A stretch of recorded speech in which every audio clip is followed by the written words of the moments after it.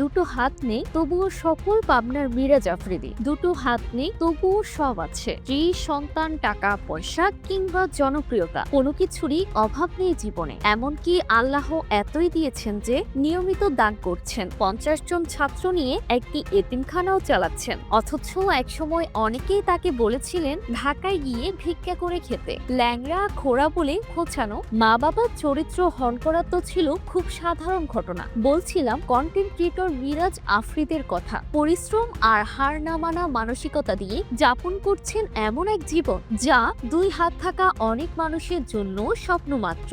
জন্ম থেকেই দুটো হাত নেই মিরাজ আফ্রিদের। তার আসল নাম মিরাজুল ইসলাম। কৃষক বাবা ও গৃহিণী মায়ের 3 সন্তানের মধ্যে তিনি সবার ছোট। প্রতিবন্ধী হওয়ায় ছোটবেলা থেকে অবহেলা ও বৈষম্যের শিকার হয়েছেন তিনি, তবে হাল ছাড়েননি। মায়ের সহযোগিতায় ধীরে ধীরে হাঁটতে শিখেছেন, বোনের চেষ্টায় পা